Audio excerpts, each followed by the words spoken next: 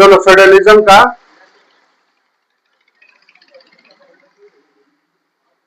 ये पार्ट 6 हुआ, पार्ट 6। और आज हम लोग पढ़ेंगे लैंग्वेज पॉलिसी, स्पेशली क्लास है लैंग्वेज पॉलिसी के लिए, ठीक है ना।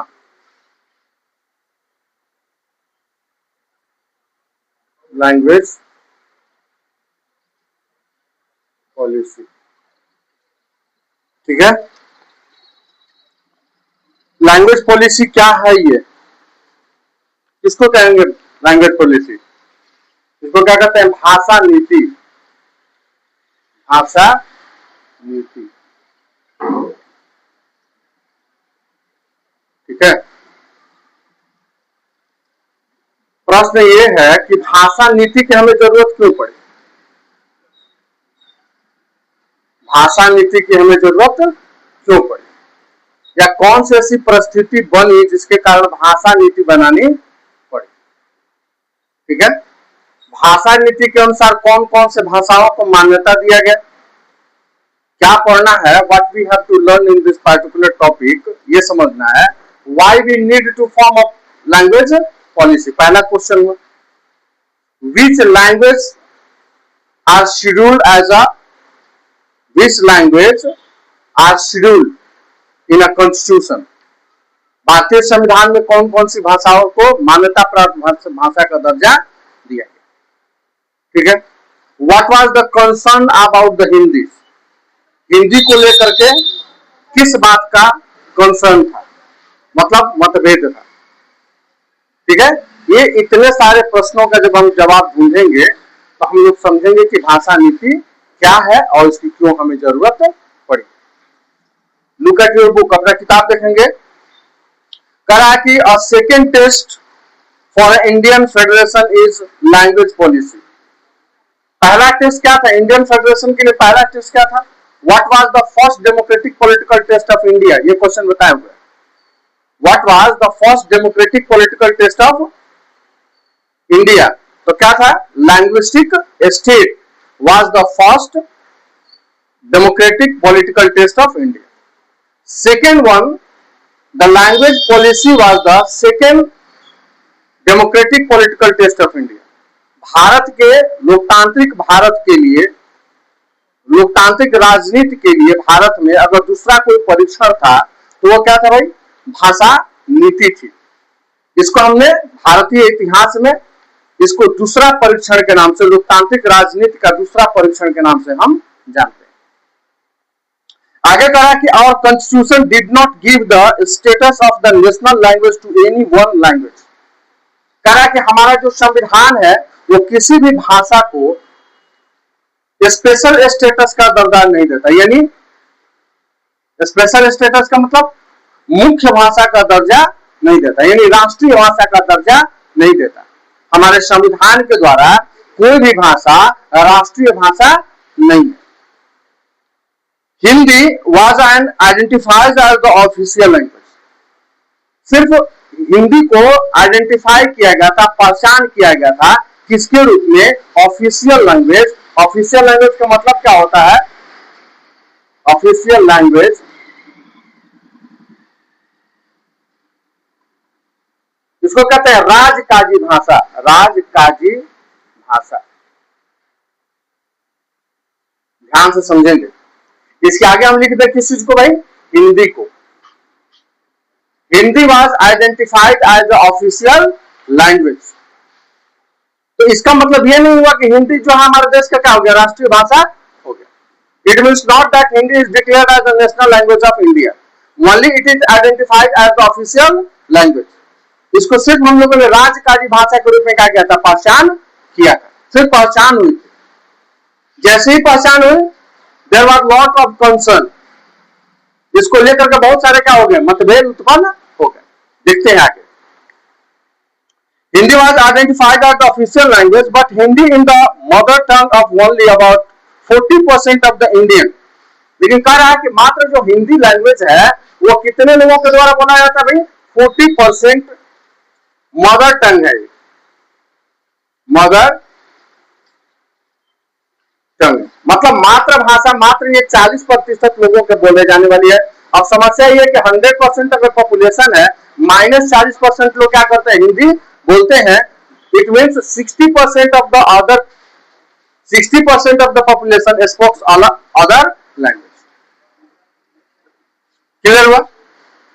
100 में से 40% लोग क्या बोलते हैं, हिंदी बोलते हैं, तो 60% लोग क्या बोलते हैं भाई, they speak the other language.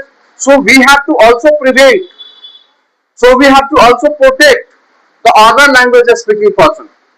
इसलिए हमको जो दूसरे भाषा लोग बोलते हैं उनको भी सुरक्षा देना, उनका भी प्रोटेक्शन करना, उनकी भाषा को भी मान्यता देना, ये हमारा नैतिक कर्तव्य बन जाता है। ठीक है, देखो इधर, when Hindi is identified as the official language, the question is here, only 40% of the population of India who speaks some mother language known as a Hindi. The rest of the 60% of people are speaks other language, so it's our moral duty to prevent this language also. In language को भी क्या करना, prevent करना, बचाव करना, ये हमारा नैतिक कर्तव्य बन जाता है। क्लियर हुआ? Therefore, there were many safeguards to protect other language. इसलिए दूसरे लैंग्वेज को भी, दूसरे भाषा को भी सेफगार्ड करना पड़ेगा, मतलब उनकी भी सुरक्षा करनी पड़ेगी। Beside Hindi, there are 22 other languages recognized as the scheduled language by the Constitution. ये याद रखेंगे, एमसीक्यू है। Beside हिंदी मतलब हिंदी के अलावे 22 भाषाओं को, 22 लैंग्वेज, इसको क्या किया गया, शेड्यूल लैंग्वेज, शेड्यूल लैंग्वेज के रूप में क्या किया गया है, आइडेंटिफाई किया गया। मतलब भारत में हिंदी के अलावे 22 ऐसी भाषाएं हैं जिनको मान्यता प्राप्त भाषा की दर्जा दी गई। 22 भाषाओं में से किसी भी भाषा का इस्तेमाल कंसर्निंग स्टेट अपने अपने भाषा के रूप में क्या कर सकते हैं, इस्तेमाल कर सकते हैं। A candidate in the examination conducted by the central government position any opt to take the examination in any of these language। कह रहा है कि केंद्र सरकार द्वारा आयोजित होने वाली कोई भी परीक्षा और भारत के किसी भी कोने का कोई भी व्यक्ति हो, 22 भाषाओं में से किसी भी भाषा का वो क्या कर सकता है, चुनाव कर सकता है। That's why the 22 languages besides Hindi are included in the Constitution as a scheduled language। Very clear, very clear, इसमें कोई दिक्कत नहीं है। भारतीय संविधान में हिंदी के साथ साथ 22 अन्य भाषाओं को अनुसूचित भाषा में क्या कर दिया गया, शामिल कर दिया गया है। It means what, the any examination conducted by the central government, any candidates can opt या option, any candidate have option to choose among this language. वो अपने लिए किसी भी भाषा का क्या कर सकता है, चुनाव कर सकता है। The examination conducted by the central government. Clear हुआ?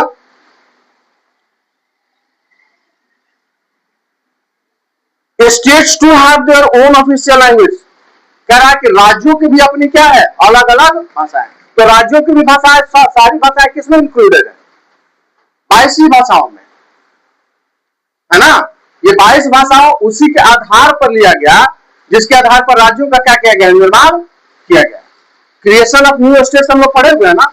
तो भाषा के आधार पर, ज्योग्राफी के आधार पर, एथनिसिटी के आधार पर और कल्चर के आधार पर लोगों ने क्या किया था भाई, राज्यों का निर्माण किया था। तो कौन कौन से भाषा बोलने वाले कौन कौन से राज्य हैं, उसी के आधार पर शेड्यूल लैंग्वेज का क्या किया गया, निर्माण किया गया। It means the state government have their own language and this language are also included in 22 schedule language. उन भाषाओं को भी 22 भाषाओं में क्या कर दिया गया, समेट दिया गया। Much of the government work takes place in the official languages of the concerned state। कह रहा है कि बहुत सारे जो राज्य हैं अपने राजकाजी भाषा के रूप में अपने राज्य से संबंधित भाषा का क्या करते हैं, इस्तेमाल करते हैं, प्रयोग करते हैं। बात समझ में आई? मतलब जो जिस राज्य में जो भाषा बोली जाती है, जिस राज्य में जो भाषा पढ़ी जाती है, बोली जाती है, समझी जाती है, लिखी जाती है, उन राज्यों को उन्हीं भाषा में अपने पत्राचार करने के लिए, अपने सरकार को चलाने के लिए, अपनी विधि व्यवस्था को चलाने के लिए वो अपने भाषा का क्या कर सकते हैं, स्वेच्छा से चुनाव कर सकते हैं। Unlike Sri Lanka, the leaders of our country adopt a very caution attitudes in the spreading the use of Hindi.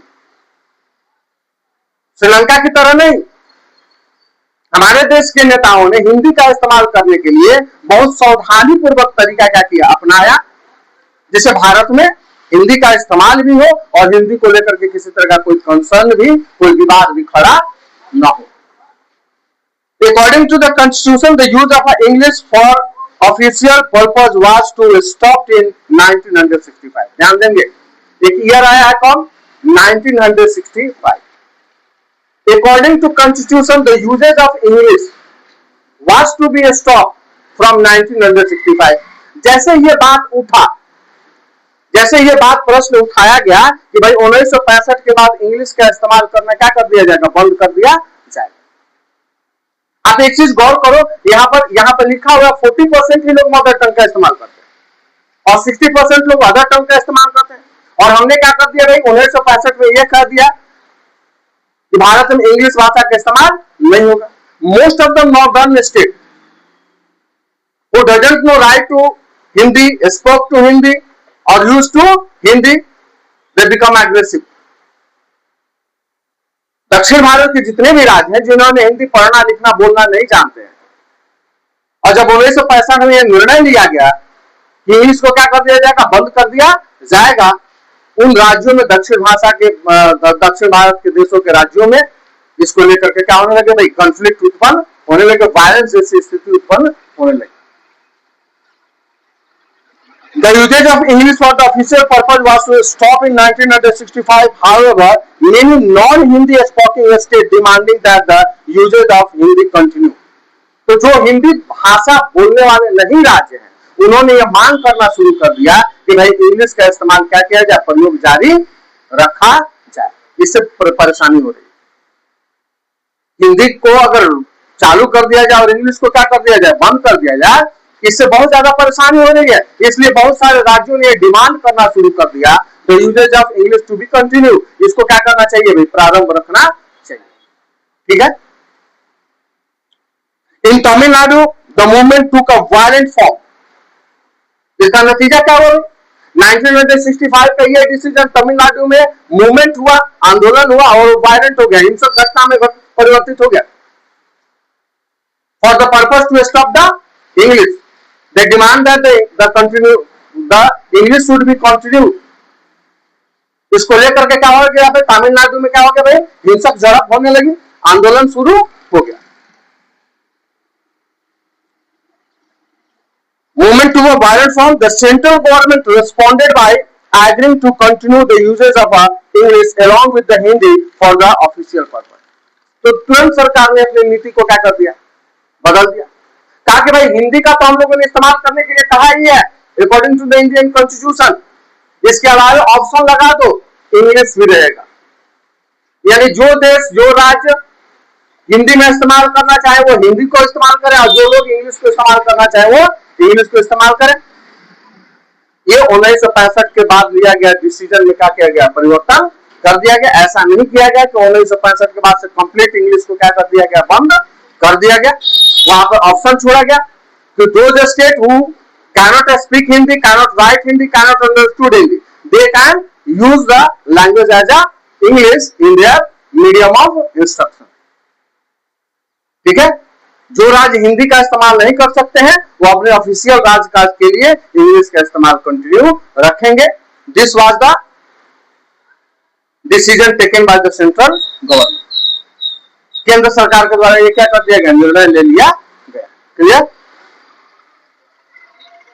Many cities, many criticize things that this solution favored that the English spoken elect।